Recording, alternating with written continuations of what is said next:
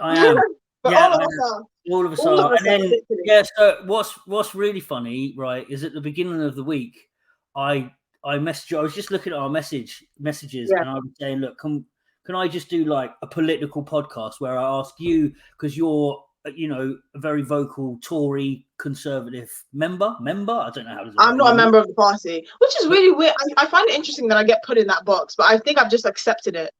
I think it's because you're so passionate about politics that I would assume you to be a member of the party that you vote for. No, but the thing is, this is the odd thing, right? And I say this to people. I'm like, I've switched votes in my lifetime. You right? have? Yeah, I have. And I think the reason why I've just kind of accepted the conservative label is because I'm very socially conservative, I'll be honest. But on a whole, I think where my politics would lean would be conservative. But the odd thing is, I think, you know, but I make this caveat that if I was alive, well, not if I was able to vote when Blair was running, I would have voted for him. Yeah. And that's kind of like the almost stupendous nature of the rise of Blair, right? That he was able to flip all these traditional conservative voters and kind of make the Labour Party a bit more palatable. And ever since then, I've always said everything since Blair has been different shades of a Blair government, right? We've just had like Cameron's government to Theresa May. It's just been different shades of social democrats.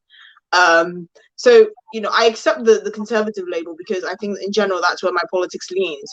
But I do think I don't think it's completely, you know, not compatible with people that would be traditional Labour voters. I often make the point that in the 60s and 70s in this country, you know, a lot of working class people were Tories and were actually very proud of their country. And you don't even see that anymore now because it's like the traditional Labour Party, or what you would see as sort of traditional Labour ideals have been hijacked by this London M25 elite bubble of people that think that traditional working class people give a shit about what pronouns you use. And that's the disconnect. You know what? It's interesting because I'm really like I'm truly politically homeless, and I like, you know, I've got real voter apathy, and I did a podcast with Sir Desmond Swain. I don't know how that came about, but I did a podcast with him, and it was about my sort of apathy for voting. And I find it really interesting, which is something I'm going to sort of will no doubt talk about. The fact that what I keep hearing at the moment, right, is because it's been really bad for me to look at. I think that the last few years, and Boris Johnson in particular, and I've been looking at the things that have bothered me that he's done, and I've worked out that actually it's never about policies with what's annoyed me. It's the lack of integrity and the clear, just you know, it's the morals. And I would rather somebody in charge making decisions I don't agree with, but knowing that they're doing it for what they think are the right reasons, than have somebody like Boris who's been in charge, who just seems to, and he's got a track record of it, and I think a lot of people are guilty of forgetting about it. He just seems to do what he wants, and he thinks that he's above the law, and he almost gets annoyed. I saw that school report that I sent you, and that last bit where he almost gets annoyed when he's expected to behave the same as everybody else. Yeah, exactly.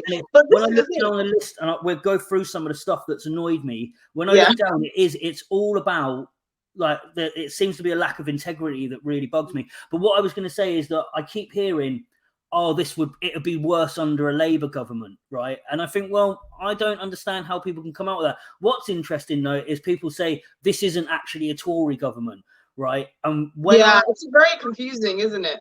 But the thing is when I point out that the worst years of my life, right? Because I say this to people that tell me, oh, we need a Labour government, this wouldn't happen. I'm like, the worst years of my life were under Blair's government. I was straight up as homeless as it gets, and even back then, and, you know, I'm not woke at all. I'm not anti-woke and I'm not woke. I'm sort of in between. Do you know what I mean? I try. It sounds like I sit on the fence with everything, but I don't. Do you know what I mean? The big thing for me is that I get told that this isn't a Tory government, so I can't judge the Tories on this government. And when I was who says that? Well, a lot of people say that, especially on Twitter, but Twitter's off its head, like Twitter's mental. But I also get told, oh, that Labour government under Tony Blair, that wasn't a Labour government, that was actually a Tory government. And I'm like, well, so far you're telling me that the two governments that I despise the most, right, weren't the actual governments that they were supposed to be. They were the opposite, which still means that I got, you know, a sort of Tory government that's acting like Labour and a Labour government that was acting like Tories. And neither of them did anything for me. When I was homeless under Blair's government, I was a heterosexual, British-born male that wasn't a heroin addict. I wasn't pregnant. Men can get pregnant now, Esther. I Of wasn't. course. I wasn't. You know, I wasn't pregnant. I wasn't a registered drug addict, and I wasn't a registered alcoholic. And because of those things, I was left to fend for myself. And I ended up with quite bad drug problems, and I ended up becoming an alcoholic. Not necessarily in that order, things, but they didn't help. But do you know what I mean? That's sort of. Now I look out and I just think there's nobody out there that I would vote for. And then, but I was ready to vote if this continues, I will vote, and I'll probably vote Labour because you wanted to get Boris out. Yeah, just the last few years have been mental. No, but this is the thing. I said this, and I said I would vote Green at the next election just to get Boris out, and all the Conservatives just kind of lost their mind. And I think to an extent, the voter apathy is almost universal. I mean, I'm obviously in the politics space, so I can't ignore it. And you tend to have sort of more contact with these kind of beasts of the political sphere, so you can't really get away from that. But I said I feel politically homeless. Criticisms of Boris's government, my writing in the last 3 to 4 months have just been criticisms of Boris's government. That's literally been my bread and butter. Not because I have nothing else to talk about, but because that is the real issue. And it's just there were so many things. Like one of the tweets that I genuinely think, and I'm sorry to speak through my tweets, but they're just soundbites of my thoughts. But I just, when the dust has settled on this sort of Boris ousting, I said you had it all. You literally had it all. All you had to do was give the post that you had been given the respect it deserved. Right? Everyone knows Boris is a liar. He got fired for being a liar. But once you get to this point in politics where you're literally leading the country, where the country is looking to you, and you have no shame, you have no sense of integrity, you didn't even have an interest in overseeing the culture that your leadership brought. That was, for me, that was the final straw. And I had all sorts of Conservatives attacking me, saying, be careful what you wish for, all of this. And I'm like, Keir Starmer is as inspiring as a suppository. I would actually rather have a suppository than have anything to do with Keir Starmer. Well, however, I've always said, because I've got a friend that really likes Keir Starmer, and we have a bit of banter, because a lot of my friends are quite left wing. A lot, I've got a real mix of friends, you know what I mean? And a lot of them are quite left wing. But I've always said, he's just bland. I see nothing there, and it's not even the blandness. Can you name 5 things that Keir Starmer stands for? No, I can't name very much. But again, I will say that I tend to not really pay attention to politics. And when I did that, when I did the podcast with Sir Desmond Swain, what I was sort of saying is that I've come to the view that Britain I look at Britain as though it's a business almost, and it runs itself. Do you know what I mean? And we get different people put at the head of it. But by and large, everything pretty much remains the same. Everybody gets up in the morning that's supposed to and goes to work, right, to earn a bit of money to pay your bills and your rent and stuff, and that doesn't really stop. Excuse me. And then I looked at Iceland. Was it Iceland? No, not Iceland. Belgium, that went through 2 periods without a government, without a proper government in charge, and everything just carried on as normal. Yeah, exactly. I just think actually apparatus is deeply embedded. I mean, obviously a government is useful, because it's a policy direction. But I often say to people, and I have friends that are civil servants, you really don't understand what would you call the deep state, right? You don't understand that these civil servants are used to new faces. They're used to governments, cabinet ministers changing, with the frequency of people's underwear. But the things still tick on. And it really, to have someone in politics that has the balls to fundamentally change things is just, it's rare. I say there are 2 things that lead to, changing government. A superstar. Yeah. So I would call Blair a superstar. I'd call even Boris a superstar. I'd call Thatcher a superstar. I'd call Churchill a superstar, obviously, given the circumstances as well, or a crisis, a real crisis, right? To the point where, you'd have situations like the Winter of Discontent, where there's literally bins outside people's houses. People are the army is kind of trotting around trying to get rid of rubbish and dead bodies, right? That sort of thing. And I genuinely thought, we were at the crisis point, because we don't have a superstar. We don't really have a superstar in politics. Like when I watch all these sort of Rishi Sunak and his cringy sort of vote for me for leader of the Tory party video, Oh, and all these people throwing their names in a hat. You know that to an extent this whole crisis was engineered, right? The Sajid Javid and Rishi Sunak and all the people took a gamble, saying, right, it looks like curtains. Us doing this will trigger something big for Boris, well, and we could capitalize on that. Nadeem Zahawi accepting the role of chancellor and then telling Boris he needs to go 12 hours later. You know what I mean? I saw that Rishi Sunak, the website that he's using at the moment for his little campaign, and that awful video. Yeah, it was made a year ago. Yeah, that yeah. Do you know what I mean? He done them a while ago, so it just it shows, didn't it? And but this is the thing. I mean, I know people in Westminster, and they'll just be like, listen, Esther. Everyone in Westminster has the ambitions to become prime minister. You can never write anyone off. They all have it. It's just baked into the pudding. I've been to Westminster. I've interviewed MPs and stuff, and you can see it. You can see that there's a polish, almost a veneer with the way that they carry themselves, because they have ambitions to the top office, the overwhelming majority of them. And in an age of social media where it takes one scandal to take you down, really, you really want to be as careful as managed as possible. On that though, Esther, you just said it takes one scandal to take you down, right? Why has it taken so long for everyone to get rid of Boris when, like you said, you've been... Yeah, they didn't have the backbone.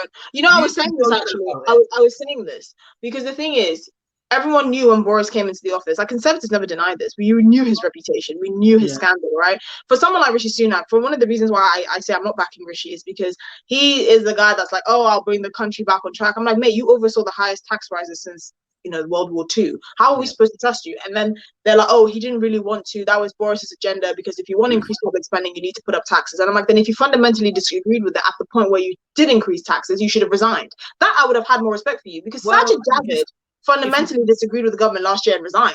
So I'm like, okay, with the tax thing, if you're gonna want to put up taxes, it probably helps if your wife's paying taxes. Do you know what I mean? And that's the thing. I didn't have a problem with that. I didn't have a problem with his wife's non-dom tax status. No, I did. It's legal. This is the thing. I know it's legal, right? Legal. Look, my thing is this: if you play stupid games, you'll win stupid prizes, right? Yeah. There's no point complaining about Rishi Sunak's wife's fucking billionaire status and her not paying taxes when it's like, look at someone like Lewis Hamilton, Sir Lewis Hamilton now. Yeah, but I don't like him either. But he's a darling of the left, right? Yeah, he is, and he's someone with a remarkable career. He's made it to the top echelons of a sport that doesn't. It's just not possible to really get to that point unless you have daddy's money and all of that. He doesn't live in the UK. No. He doesn't live in the UK to avoid British taxes. Yeah, but he did that really early on in his career. He did that. Do you know what I mean? But you know what I mean? But it's like, he is still a darling of the left. He's the kind of people that Gary Neville and all these people will hop on and say, oh, poor Lewis Hamilton for X, Y, and Z reasons. And I'm like, he doesn't pay taxes either. I actually think he has less authority to speak on anything, because at least Rishi paid his taxes, his personal taxes. It was his wife's non-dom status that got, and obviously because of her family background. Her family's Indian, and if you have the Her Majesty's revenue sniffing around in your overseas company, that could be a bit sticky. I'm not justifying it, but I get it. I'm Ghanaian, so I understand how people that live here that are not necessarily ethnically British, how they get around these things. But Lewis Hamilton doesn't live in the UK, but he's a darling of the left. I just think there's so much hypocrisy around that. But anyway, that's not the point. But on the integrity point, yeah, I completely agree with you. And you know what, with the integrity thing, right? It started really early doors, and I was looking back at all of this stuff, and I was like, right, excuse me, what is it that has annoyed me? And the big thing that annoyed me straight off was that whole Dominic Cummings thing, because that was just a case of, like, believe what we say, not what you see. Do you know what I mean? Yeah. And when Dominic Cummings is stood there, just outright saying, I went for a 50-mile drive to test my eyesight during COVID with my children in the car, but it was 50 miles there and 50 miles back, and it was only to test my eyesight. And then, like, Boris is standing by him. I'm like, there's a point where it's like, that we know you're lying, but you're just. But the thing about Cummings lie anyway. And this is probably because my standards are through the floor. Like, my standards are so low, they're in hell. Yeah, that's not good. Least, I know, but that's another problem. Yeah. But he wasn't prime minister. Do you know what I mean? I think I know he wasn't. He didn't feel the weight of that responsibility. No. But I take your point, because I often draw to this. I often say, if you know how Priti Patel has come under fire as Home Secretary for bullying civil servants. Yeah. I often say if Priti Patel was Home Secretary when David Cameron was Prime Minister, and you can say all you want about David Cameron, because trust me, there's no shortage of flaws with most politicians, she would have been sacked. Priti Patel would have not sat in that cabinet after the revelations of that independent inquiry into her treatment of civil servants. David Cameron would not have had her in her cabinet. It would not have happened, right? But the difference is Boris, from the outset, didn't set any standards in his cabinet because he has no ideological leanings. If Boris thought he could run as a social democrat and win, he would run as a social democrat and win. If he thought he could run as a Lib Dem and win, he would have run as a Lib Dem and win. Boris has no principles or underpinning. Right, my lack of political knowledge. What's a social democrat? I don't understand. A social democrat. I mean, I'd have to draw parallels. It's basically like, it's kind of like the new left, right? The new left under Blair. So, you know, it's a very lukewarm very lukewarm central policies. Yeah. So on the one hand, you have like an affinity to kind of social justice and the welfare state in the way that you'd expect traditional Labour voters to have, but not so far as you completely back the unions or you're completely at the helm of the unions like the country was in the late 1960s and 1970s. On the other hand, you're also pro-business enough that you don't completely I suppose, find a way to shun foreign investment because your country, you know, corporation taxes are impossible, you know, sort of business friendly enough. It's enough. You keep your country enough functioning enough that there's enough revenue coming in to fund this massive welfare state that there's no end in sight, right? It's very friendly to immigration, for instance. It's diversity is our strength kind of sloganing. And the thing is, one of the reasons why you see this was kind of where the country was at in its politics, and how I often say everything after Blair was an extension of Blair, is because of the coalition government in 2010, where it was a Tory Lib Dem coalition. So the country was still kind of in the grips of that mentality. And then obviously the crash happened, and we really need kind of, I suppose, greater fiscal discipline. But obviously George Osborne's austerity measures were highly unpopular. But you know, but in at a time where the country is not really kind of warm to that sort of movement to further to the right mostly, or where it should be, that's kind of where you get these lukewarm policies that are effectively just become a continuation of the next. So, you know, I think Blair's government fundamentally shifted this country. Part of the problem I've got, and why a big part of why I've ended up sort of politically homeless, is because, you know, as that crash hit, I just literally 2 weeks before like it hit, I got into the Royal Navy and I missed the whole thing. Yeah, like, I went, you know, I was just all of a sudden I was being paid all right, and I got a house off the Navy and everything. I got moved down to Cornwall, so I was just away from everything, and I just, like, everyone was going through a hard time, and I just missed the whole thing. Everything. Yeah. I was all right. I mean, as it was happening, I'd first moved here. As it was happening, I'd first moved here, and the thing is, I wasn't really plugged in because I was schooling here, but I'd spend like 3 months a year. Is this moved here from? Is it Ghana? From Ghana. Yeah, exactly. So I mean, I knew what was going on, but I was learning about it. I wasn't working. I was a teenager. I just turned like 13, 14. And I was very much insulated from it because I knew what was going on kind of peripherally. But I was a student, and I wasn't spending all of my time here. The only time I spent here was when I was studying, right? So I was still very much kind of in the Ghana psyche of things. But yeah, I mean, people that were insulated from it really forget how deeply unpopular, you know, Osborne's policies were. And it just shows the country wasn't ready for that. And then I think Brexit changed everything. Because I'm still curious to what extent Brexit was crying out for, I suppose, more conservatism, or it was such an existential shift in the country's psyche that actually we feel like we have something worth fighting for, which is this country, which is accountability and all that. And I'm not trying to sound like a Brexiteer, but I'm just saying in the minds of people, this is our one chance. It's the only thing I've ever voted on, Brexit. It's the only thing that ever got me to the polls to vote. I voted to leave. But this is that's incredible. What, that I voted to leave?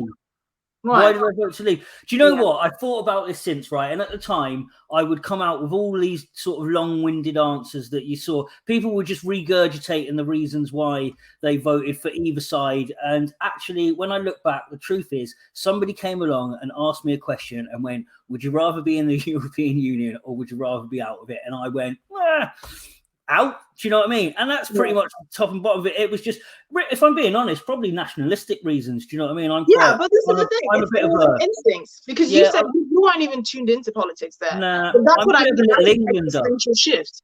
Yeah. Because for people, even people that weren't politically tuned in, their argument is, I want Britain to belong to Britain.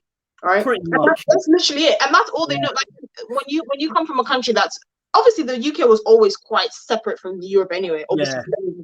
But ideologically as well, it's just different ideologically. Like we didn't flirt with socialism and communism in the same way that a lot of the Europeans. I mean, the UK is an island. We're an island. Yeah, but we also have an island mentality. Yeah, right? yeah, totally.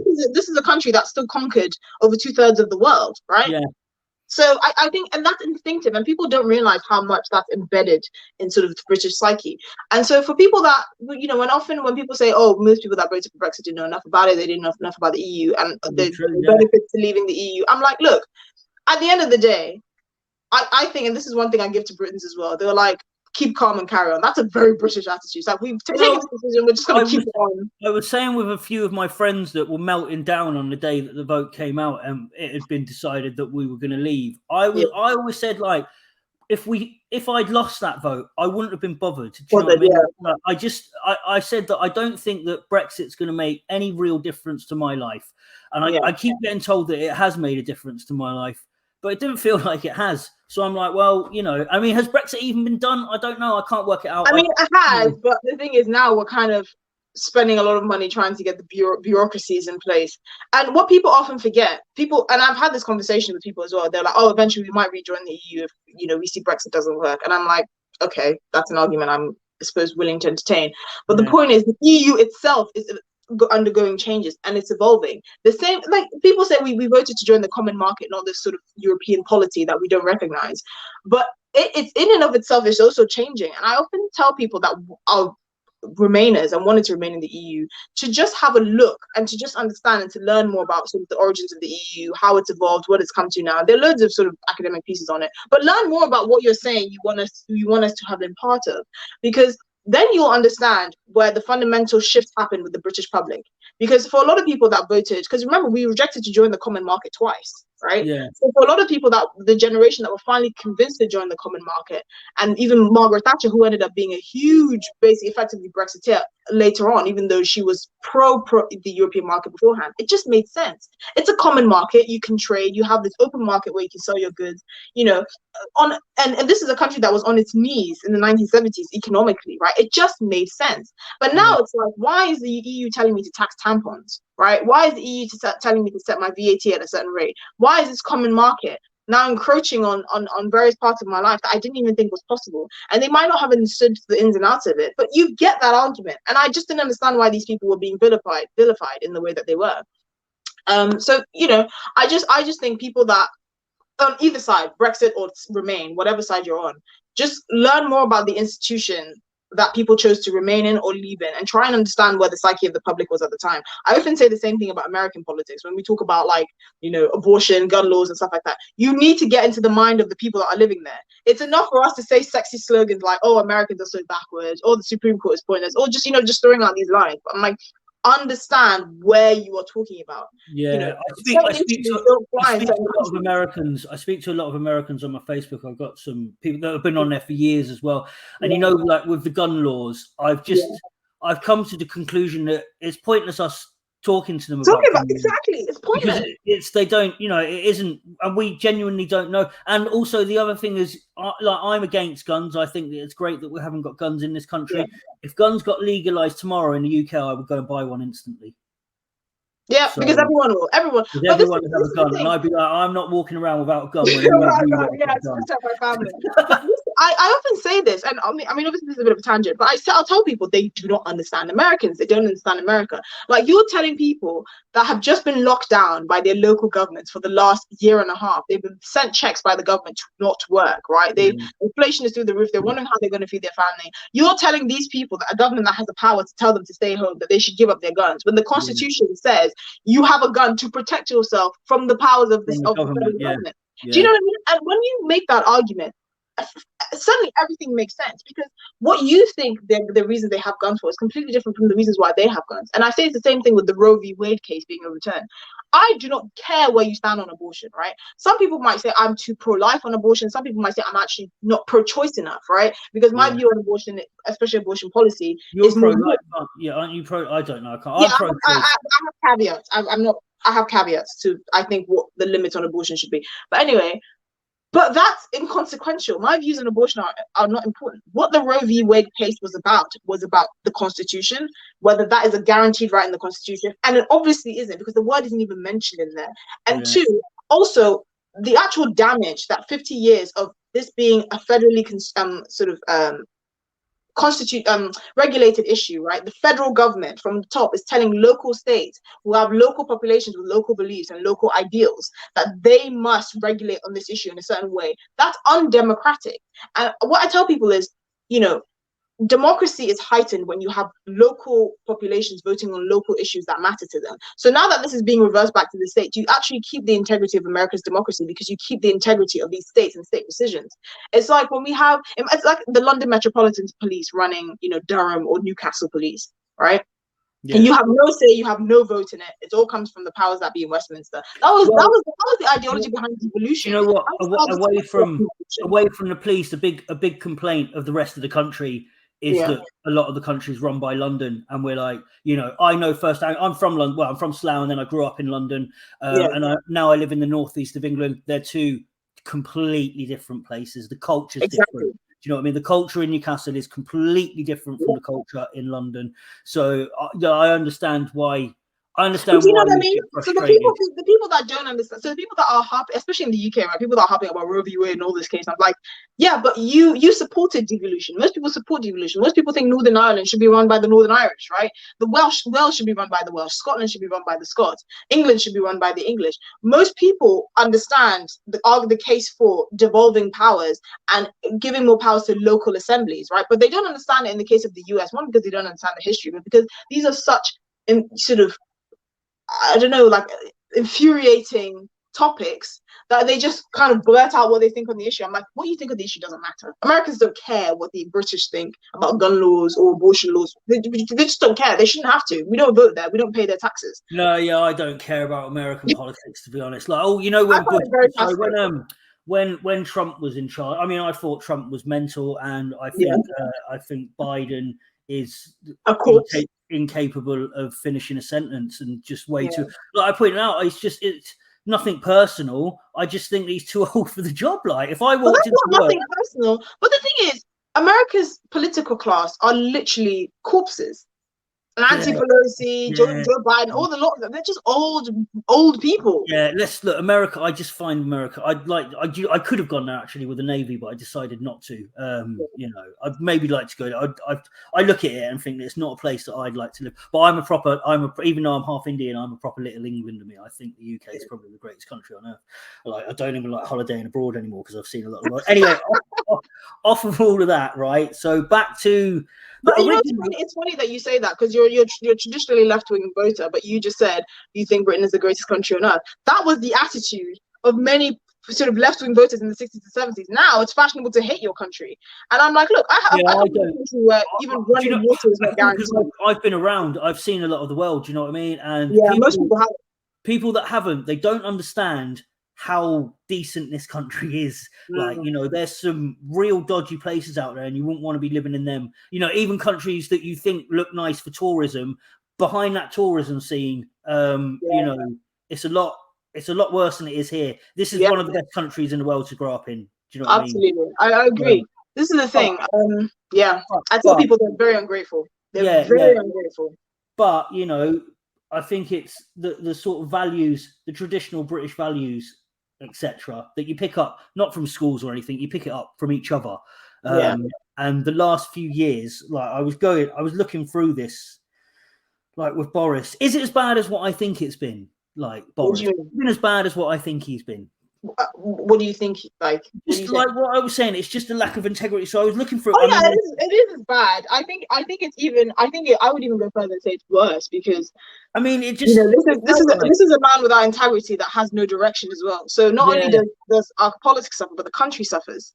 It felt like, Esther, it felt like especially since COVID, right? It felt like COVID came about and all of a sudden a lot of people just treated the country as though it was a smash and grab job. Do you know what I mean? It was just make as much money as you possibly can. And then I went down, the first thing that he did was that thing where Rogan, is that how you pronounce it? Rogan, or so, I don't know. When he tried to push Brexit through by shutting Parliament down, which again, even though I voted for Brexit, I was thinking you can't do that. You can't just shut Parliament down. That's such an American cowboy move. It's just, so that was like the start of it. And then during COVID, right, and we'll come on to Rishi, I suppose, because there were contracts just getting handed out, and they all seemed to be linked, they all seemed to be linked to Tories, and it was loads of money as well. It wasn't a little bit, and people were getting really rich. And somebody was pointing out that Rishi Sunak's missus, his wife, got her company got awarded a contract to supply PPE equipment, didn't supply the equipment, and dissolved the company and kept the money. And I'm like, that's really bad. Like that's like, I mean, that should be illegal. That should be illegal. I don't know if it is, but people think we're unique in this, right? But this is a drop in the ocean. If you compare it to other countries, and I'm not defending this, but I'm not comparing it to other countries. I don't care about other countries. Do you know what I mean? I can imagine other countries that are a lot more widespread, like corrupt and blatant about it, because we're sort of, our corruptions. We pretend we're not corrupt, even. We're very polite about it. Yeah, we're polite about our corruption, even though we're 100% corruption is involved. But I don't care about the other countries. I just care about, like what I was saying to you, what I see from the people in charge. Is I saw things like that, and it's like, all right, these lot, on top of the dumb coming in, just lie into our faces. It's like, are these lot taking us for mugs? I think these lot taking us for mugs. They are. You know what I mean? And billions, absolutely. Whether it was like corruption and people sort of ending up with that money, the amount of money that got wasted on equipment during COVID. It's not even just that, the amount of public borrowing. Like public borrowing during the course of the pandemic reached 98% of our GDP. That I used to take the mickey out of France, because in the mid 2010s, just before short, really ugly socialist left, François Hollande, just before he was kicked out, that was like France's debt levels, right? 98% of GDP, and I used to take the mickey out of them. In the course of the pandemic, the UK got to that point, and I was trying to tell people, I'm as conservative as they come. I'm very I really believe in fiscal discipline when it comes to the economy. The UK is broke. And I have to explain this to people. And in a sense, I almost feel kind of sorry for Rishi, even though I didn't think I would say this. But the UK is broke. We have no money. We have no reserves. The Western economies are now built on debt. We don't produce anything. Do you know how much manufacturing goes on in the West in relation to the rest of the world? 13%. 13% of manufacturing and production goes on in Western countries in relation to the rest of the world. Production has moved eastwards. How can Western economies build themselves back up? We need to invest in technology, in higher sort of value industries. We need to retrain our economies. There's so many people in this country that are about to be made redundant. Their industries are about to vanish in the next 10 to 15 years. And we have an aging population. There's so many realities that are going to hit this country in the face. It's not even funny. And, we look at our politics and we have no faith in it, because all of our politicians are self-serving morons who have zero integrity. The overwhelming majority of them. I think your analysis is completely right there. But there's a bigger issue down the line, which is, how is this country not going to be on its knees in the next 20 years? And that's where most sort of traditional conservative voters are, because we recognize that. We also recognize that there are people now struggling to live, struggling to pay for fuel, and over half of what you pay at the pump is taxes, right? And VAT and green taxes. Nobody who voted for Boris even had an idea of this green taxes. I made a comment saying our green policy is a result of pillow talk, because we always knew Carrie Johnson was very big on green policy and all of that. And I'm like, nobody voted for Carrie Johnson. We voted for Boris Johnson. And if you look at a lot of what he used to write in the Telegraph back in the 2010s, he painted himself as this true Thatcherite conservative, this, that, and the other. And his government has been the least. There would have been too left-wing for Blair's government. That's what we're talking about here. I don't think people understand the extent of it. But this comes back to, is this where you're going to tell me that this government isn't really a Tory government? I'm not going to say that. They are a Tory government, but it's just the Conservative Party doesn't know what they're about. It's absolutely a Tory government. This government is no different, or is even probably more left-wing than sort of May and Cameron's government, right? It's actually it's probably more of a continuation of the Tory government. I don't think people making the argument to you have their heads screwed on, because I don't understand what they're talking about. No, But for me, I worry looking ahead. I worry about the future very much, because this country has a very low birth rate. People, for various cultural and social reasons, don't want to have kids, or can't afford to have kids, or can't afford to have as many kids to replace this population. Our population is aging. Our welfare state is unsustainable. That I don't think public pensions are going to exist in my lifetime, like state pensions, right? Or if they are, they're going to be a pittance. There's so many things. There's so many foundations of this country that are going to be rocked in the next. Well, do you know what I always find weird about all of this pension argument, that, you know, our pensions have been put up and, you know, everything's much worse and blah, blah. It's like, well, we live longer and we're far healthier, and our standard of living. I also feel sorry for pensioners. I feel like they've really got done in. Like, pensioners pay income tax past a certain level. How can you possibly, because if you think about it critically, about 15% of the money we actually earn is what we keep. Yeah. Because you pay income tax, you pay VAT on your taxed income, right? Yeah. And then you pay 54p of tax at the pump, which is something you regularly need to live. You pay tax, council tax, you pay property tax, you pay fuel tax, green taxes. Everything we do is funneled down into taxes, right? Yeah. The money we earn, only about 15% of it we keep. So if you think someone who's paid taxes their whole life probably hasn't really been on the dole very much, and now they're trying to take out money that they've saved from their lifetime, and they have to pay income tax on that, it's not even, it's just an insult upon an insult. Yeah, yeah. Am I being really naive? You know, when you talk about the fuel, the fact that almost half of our fuel bill, because fuel is killing everyone. Yep. I've got a 1.6 diesel. Right, and it's not that old. It's only about 4 years old. When I bought it out, it was costing me 55 quid to fill up the tank, and I'm over £100 now. Do you know what I mean? Yeah. So it's approaching double. I drive a Corsa. That car is a Matchbox. That car is literally a tin can on wheels, and it's costing me like, how much is that? So close to 70 quid to fill it up. It's mental, isn't it? Am I being naive though, in thinking that actually, why can't they just say, all right, you know, all that tax that you're paying up, we're just going to stop you paying that for a bit? Because it's a structure, it's a system. Because we borrowed so much over the pandemic, we need to wait to reservice our debts. And the interest alone, like most of probably what we pay are taxes that you think, why are we paying taxes on that? It's to service our debts. This is the point. And it's a state apparatus. And sometimes I say this not to try and sound naive, but I don't criticize the government on everything, because I don't think the government should be responsible for all the things they're responsible for. The state, the size of our government has grown to the point that we don't even recognize it. Someone in the 40s and 50s wouldn't even recognize the government that we have now. The government is involved in literally every single aspect of our lives. The government runs transport, education, health, the NHS. Over 40% of what we pay in taxes goes to the NHS. All these giant apparatuses that the state is responsible for. No wonder the state can run an autopilot without politicians, because the civil service have got it on lock and they know what they're doing, right? The state has too much on its plate. It handles too much. Right, the state, if you look at it ideologically, the reason why the state came out was for us to be able to protect each other from ourselves and to protect us from outsiders. That is the primary responsibility of the state.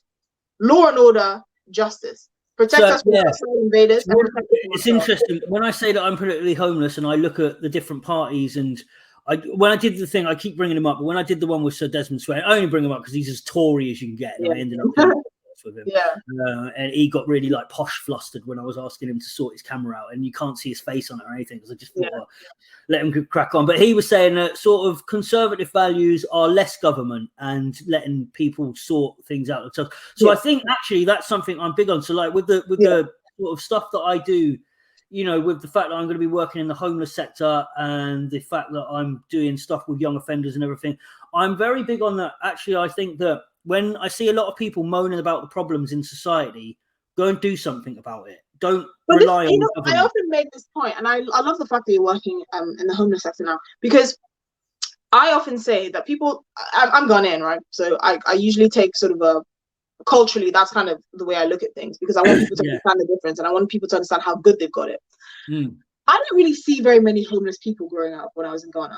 And it's not that it's impossible, but because the social fabric is so strong and family is so strong and the church is so strong, or the mosque, we have like 30% sort of Muslim population, especially up north. people becoming homeless is not really a reality that manifested in the same way. It's very easy to become homeless in the UK, but in places like Ghana, the social fabric is strong enough that people have family to rely on, friends to rely on. And I just think one of the reasons why I don't believe in the size of the state is because, one, family is better at helping people in those situations, and it's less responsibility for the state, which is ideal, right? You have these kind of, I don't know, no-name social workers. I don't really have an affinity to you because you're not family. They're just getting a job done, right? Trying to help you, get off the dole, or, take care of your kids or whatever. And I'm like, isn't that so much better in your local community with families, with people you know and trust, with the fabric? I mean, Dr. Rakib, who's an academic that I really, really admire, he's a good friend of mine. He often says one of the reasons why he's conservative is because conservatism used to be about family and duty. There used to be a sense of duty to people in this country. There used to be a sense of, now we don't even like the country we live in. We don't even agree that the country we live in is good. That is how much society has broken down, right? And I don't think these should be issues for the state. I don't think the welfare state should have grown to the size that, if you're pregnant and you have a couple of other kids, the state will just look after you, right? In another planet, on another world, that's just not a possibility. And that is the biggest issue I have. I see both sides of the argument, because I grew up, British poor, so I grew up poor in respect to the rest of the people in the country, kind of thing. And I grew up with a lot of people on benefits. And I dread to think what would have happened to some of those kids that, their parents were on benefits. But at the same time, so on that side, I'm glad there was a safety net for them, but at the same time, I waited until I was 35 before I had my first child. And like I said, I've been with my wife since I was 21. We waited until we were financially able to have children, and we capped it at 2 because I looked to the future, and for excuse me, I looked and for once I had my second, I had a boy and a girl, both healthy. I went straight to the doctors and just said, because I know that I can give those 2 children the best. Do you know what I mean? But this is the thing, and if you had, I'm just speaking hypothetically here, but I don't even think, because we actually should be having 4 kids. Like, I know this sounds like really sort of naturalist, but it's true. We should be having at least 3 kids to replace. We should. So did you say we should be having kids? Yeah, we should be having more kids. We should be having at least 3 to replace the population and to keep the population growing.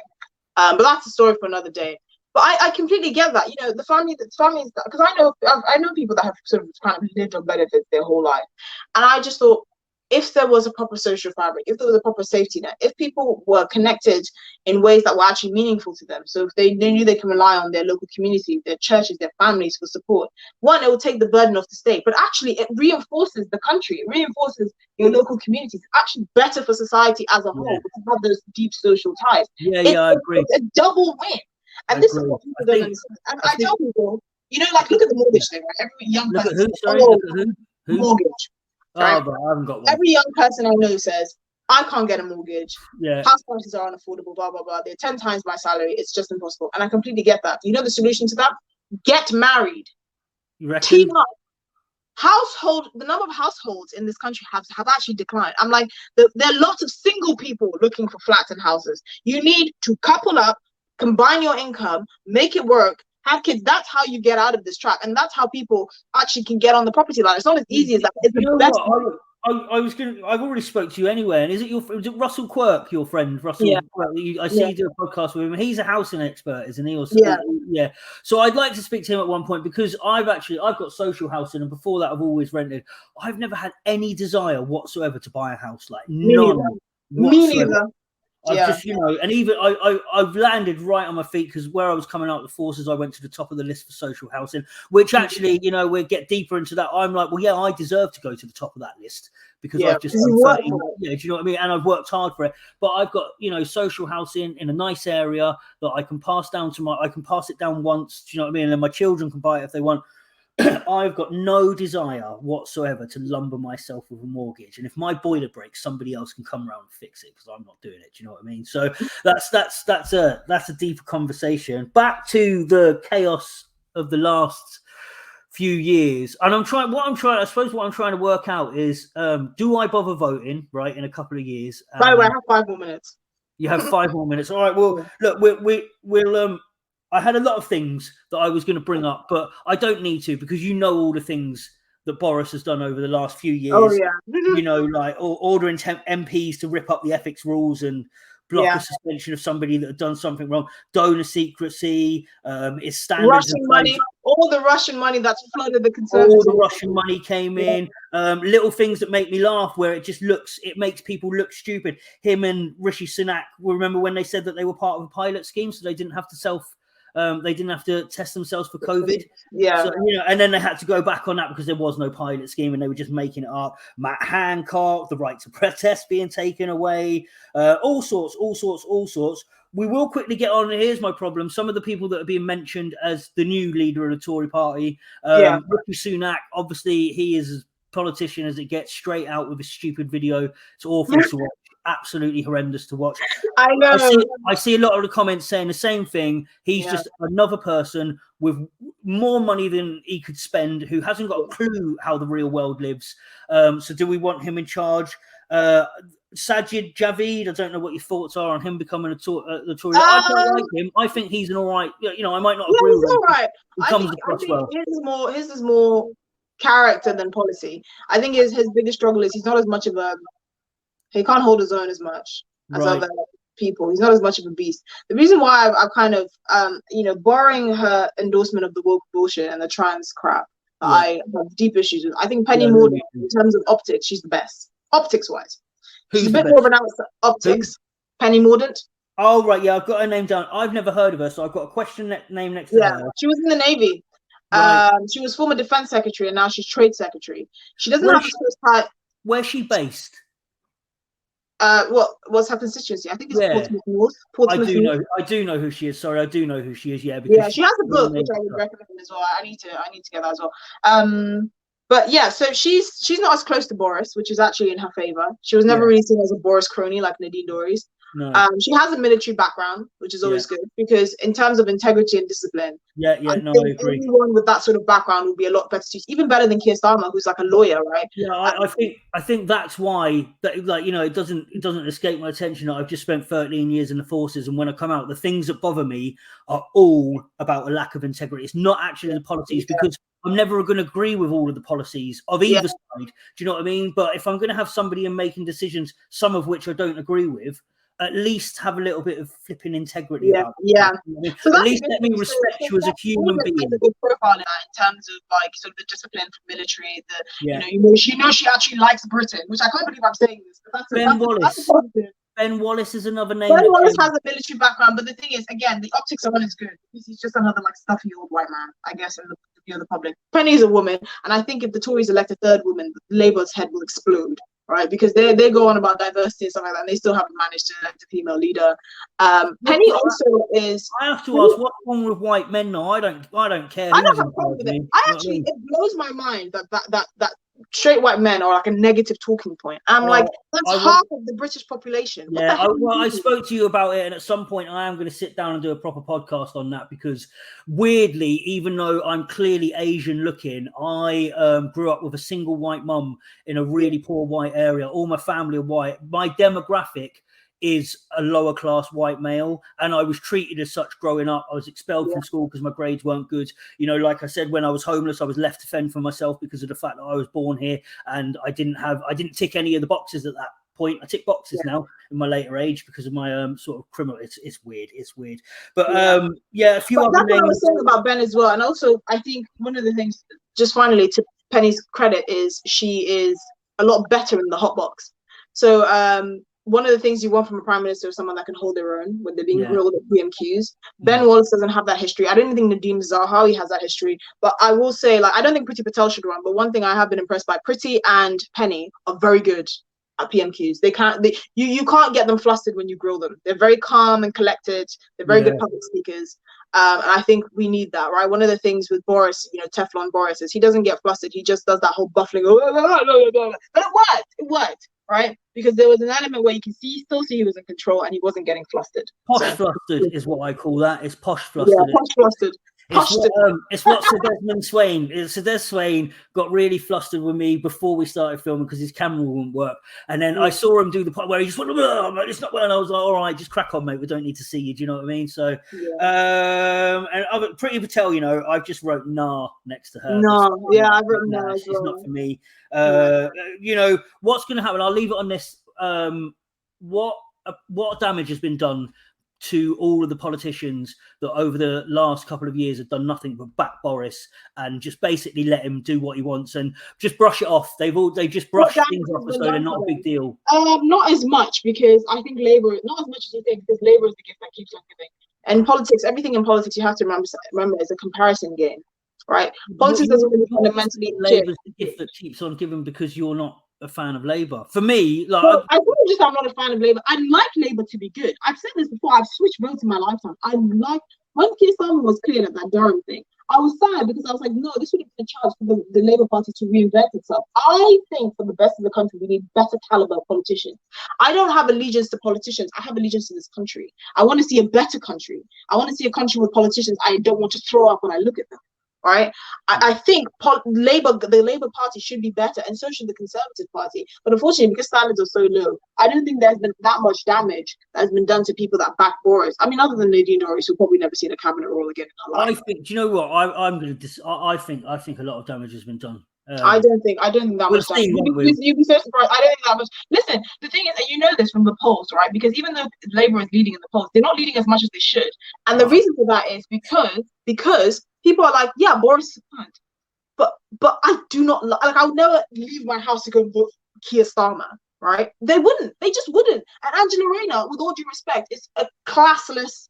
Like chav, sorry, she has no class. No, but see, that's why I vote for her, because she's a classless chav. There you go, Esther. That is not. I vote for her because she comes across as passionate, and again, it's not passionate. Do you know why it's not passionate? Because Ricky, if you said if you said you as a straight white male said the same things that she did, your politics career would last all of 5 seconds. That is the double standard I can't stand. We're just talking about white men are vilified in this country. That is part of the double standard. She gets away with saying rude, classless stuff in politics, representing this country, and she doesn't get anything because they find it endearing that this gets away with it. Yeah, but Boris has just got away with saying weird, classless stuff. Do you know what I mean?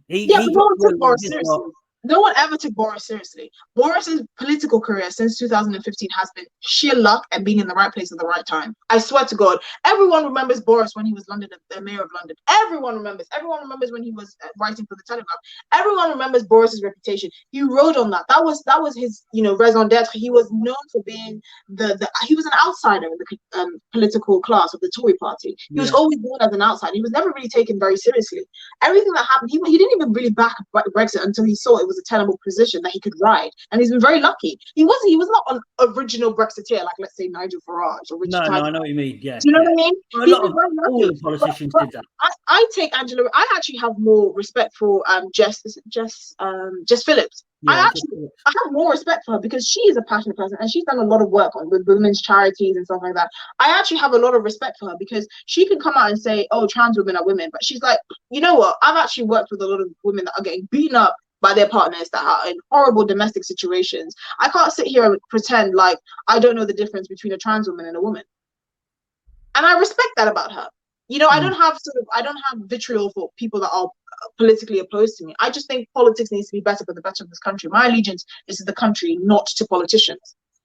Okay, right. Well, I will just quickly say that you said that if I entered the political fray and I said the things that Angela Rayner said, I would be cancelled straight away. I guarantee I will be cancelled before I said anything. Before you entered, yeah. Well, you don't have a hope, do you? You don't even have a hope. Yeah. Look, we've run out of time, Esther. Thank you for coming on. I'm probably gonna hit you up again at some point because you're sort of well, do you know what? I will say this, right? So far, I say that I'm politically homeless. I have had Sir Desmond Swain come on, and I've had you. I'm just going to put it on camera. Me and the person that helps me do these cannot, for love nor money, get anybody from the left to agree to come on. All of them. All of them are too busy. None of them even want to entertain it, which doesn't escape my attention because go into identity politics, the cynic in me, thinks that they won't come on because they don't want to get forced to answer certain questions that people don't want to answer. I was actually having this conversation before I jump off. I knew a lot of, especially young, young people tend to be more left-wing anyway. But the university I went to, for some reason, spawned all these kind of superstars of sort of left-wing politics in this country, particularly like the Momentum group, like the Momentum people and stuff like that. I don't know why, but I often say, because I went to uni with them and I was with them for a few years, and I engage with their views, even though I didn't agree with all of that. I say, you have something worth listening to.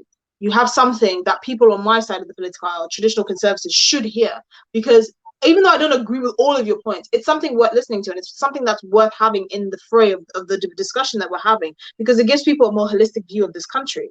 And they just don't do the media rounds. They just live in their little bubble. And I'm like, I think, you have a missed opportunity. You can bring people, not necessarily more on side, but you can get them to understand where you're coming from. I think young people have really been done in by this country, and we have genuine concerns. And I think, young people will effectively one way or another save this country, because if we're supposed to be handed the reins later down the line, there has to be we have to agree that this is a country we like and we are invested in and we want to do some good for. Yeah. And I just think it's a pity. Yeah, I'm going to beat that drum. The UK's a good place. The UK is a good place. It is. The UK is a good place. Sometimes just open a tap, and just be like, wow, there's water coming out, and I can drink it. It's never going to be perfect, but there's enough opportunity in the UK for somebody like myself with not a qualification to my name to, a lot of things need to change. I've got a lot of issues with the system in place and not the actual people that run the system. But like the care system, I can go on for ages about the care system. Well, I'm a product of the care system. Do you know what I mean? I was in care from 4 till 8. I came out of care to chaos. I didn't make it through school. And again, I look back and I'm like, there were clear and obvious reasons why I was struggling in school that people ignored. I have friends that were in care. Honestly, I think there are a few issues, probably other than the abortion issue, that I'm more passionate about than sort of the welfare. My whole thing on it, and I'll hope to speak to you about this properly again at some point. My whole thing on the care system is that if we're going to have a system in place that, like with myself, deem it necessary to remove me from my mother, which I understand at the time because she was a drug addict and I was being left home alone at 4 years old quite often. So the decision was made to remove me from the care of my mother. If you're going to do that, have something in place that doesn't ruin my life. Yeah. That's not a tall ask, I would say. That's not a big ask. But I completely agree. Honestly, I can go on about that for ages. Yeah. Thank you so much. I've done a podcast, the last thing, again, with the criminal justice system. I've done a podcast with Mike Barton, the ex-chief of police at Durham. And it was strange that I ended up agreeing with him because he turned around and said, we shouldn't be locking people up for less than 12 months because it does nothing but keep them in the state. Again, I'm a prime example of that. Looking back, at the time, I would have been fuming if you gave me 12 months. Looking back, my life would have got better quicker if I'd been sentenced to 12 months instead of and a also, few short sentences. The war on drugs in this country has been pathetic. The war on drugs, shambles. Honestly, shambles. I mean, I can show you. I'm going to send you the last podcast that I did actually, and it was with Mike Barton. It was with Emily, who actually got in touch with me after she saw some clips I put up of you, and she's a trans woman, and she was completely on your side, and we ended up doing a couple of podcasts together. She's really interesting. She's ex-army, transitions to woman, lives as a woman, outright says, I will never ever be a biological woman. I shouldn't have the same toilets as women if women don't want that. Agreed with what you said, hates identity politics. So I'm gonna ping you a couple of things. I'd like you to try and take the time out to watch them, especially the one with the war on drugs, because there's a few of us sat there. There's a drug dealer. There's Mike Barton, the ex-chief of police. There's me. I absolutely loved taking drugs growing up. And there's Emily, who is a pharmaceutical chemist, and she's breaking down the sort of actual medical dangers, and it's a really good watch. So that's me plugging my podcast to you that I'm going to send you. And I'm going to say goodbye and thank you for talking to me about politics. Thank you for having me. Happens again.